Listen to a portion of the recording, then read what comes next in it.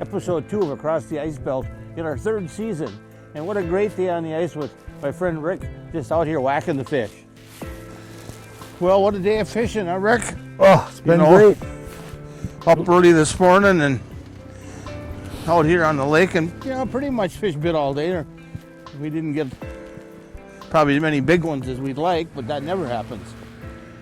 Yeah, and I think if we stopped catching fish for a minute, all we had to do was move, and we were back on the Some more fish. holes, which is, been our style forever. Hard looking for the right spot to fish, the right lakes, and doing the research and doing all that. And this one, definitely there's some nice fish in this lake. Oh, that's a good one I got on here now. All right. Oh, look at that Being involved with the development of these tungsten lures that we're using, that's certainly been a treat to get some new tackle, something to experiment with and learn from. The Mackie plastics too. We've I've caught more fish on plastic in the last 2 years than I probably have in my entire fishing career. I'm kind of a late comer to that. I like this fresh bait, but you're right. Getting to spend time with Scott Brower in the boat, learning his whole history and listening to some of his talk about plastics, that sure has gotten me to switch and start fishing with some.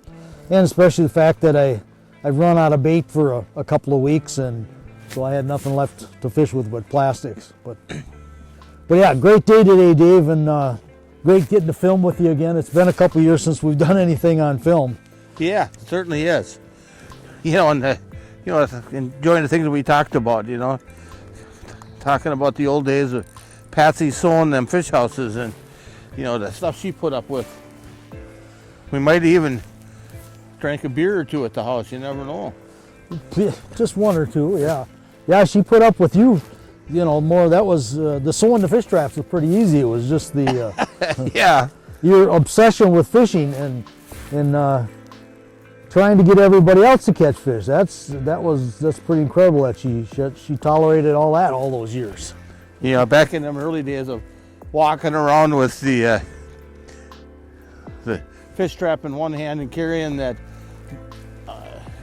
Vexilar, actually Sidetex FL8 back in them days, and going from person to person on the ice and setting the transducer in their hole and setting them in that fish house and flipping up.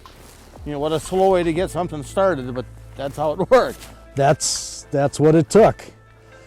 And some of them early guys that got their first fish houses, they wanted a cut of the action because they spent more of their time outside showing that house than they did fishing. They couldn't get any peace. Anybody that saw a fish trap on the ice wanted to check get it out. a closer look at those things. Well, looks like we can probably hang this up for the day. We've caught a lot of fish and time to enjoy the evening.